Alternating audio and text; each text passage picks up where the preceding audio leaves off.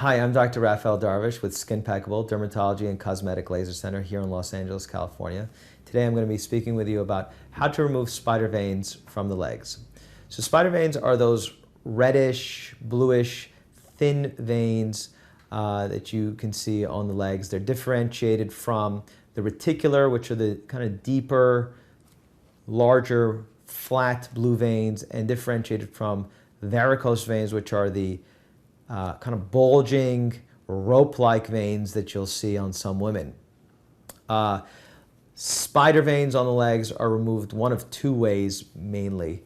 The first way being sclerotherapy, which is the injection of a sclerosant or a scarring solution to eliminate that vein. So the way we go about injecting those sclerosants, we start from a top-down approach, treat the top of the leg and work our way down. We can use one of a few different kinds of sclerosants available to us. Polydocanol is probably the most popular of sclerosants used in the United States. Secondly, sotradecol. And thirdly, saline. Saline really isn't used so much anymore by the younger generation of physicians. Older physicians were trained in saline sclerotherapy, but the side effect profile of polydocanol and sotradecol is better. And so most physicians are using those two sclerosants these days.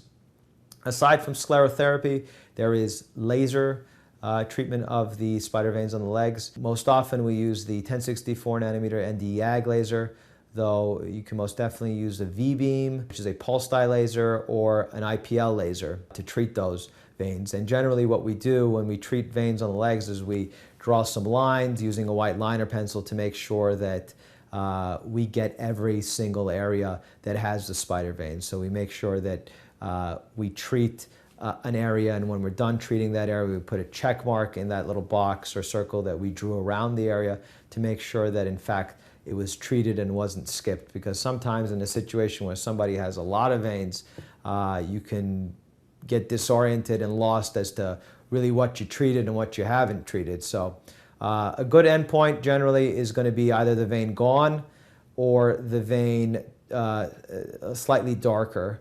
With laser vein removal treatments, you will generally do 5 treatments spaced out a month apart.